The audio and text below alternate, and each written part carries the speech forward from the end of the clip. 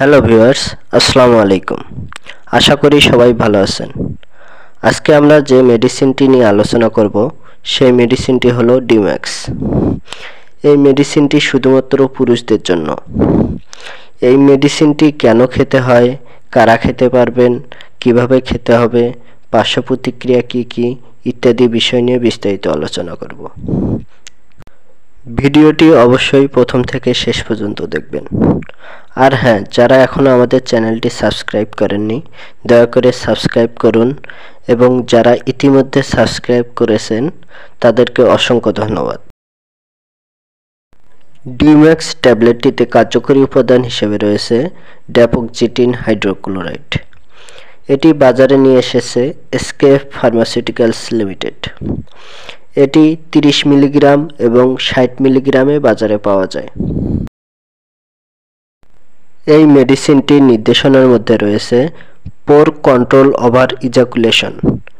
এর অর্থ হচ্ছে যারা বীর্য ধরে রাখতে পারেন না বা ইচ্ছা থাকা সত্ত্বেও বীর্য ধরে রাখতে পারছেন না, বা দ্রুত বীর্যপাত ঘটে যায়, যার ফলে আপনার সহবাস দুর্বল হয়ে যাচ্ছে বা ইন্টারকোর্সে সময় দিতে পারছেন না। যারা এই ধরনের ইজাকুলেশন বা পোর কন্ট্রোল ওভার ইজাকুলেশন বা আপনার অনিচ্ছাকৃতভাবে বীর্যপাত হয়ে যাচ্ছে, সেই ক্ষেত্রে এই মেডিসিনটি আপনার জন্য নির্দেশিত। এরপর হচ্ছে প্রিমেচিউর ইজাকুলেশন। প্রিমেচিউর ইজাকুলেশন বলতে বোঝায় অকাল বীর্যপাত।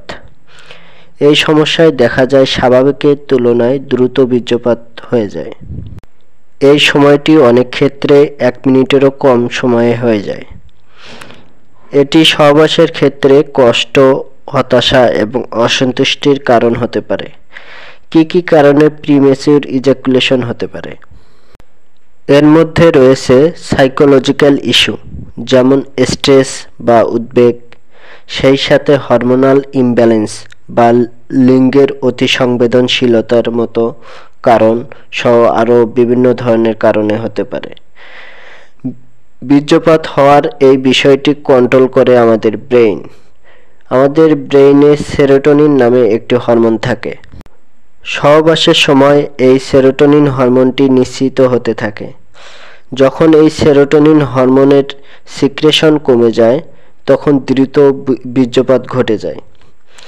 এই মেডিসিনটি আমাদের ব্রেইনে থাকা এই সেরোটোনিন হরমোনের সিক্রেশন বাড়িয়ে দেয়, ফলে দ্রুত বীর্যপাত ঘটে না। এবার আসুন এই মেডিসিনটির সেবনবিধি সম্পর্কে জেনে নিই।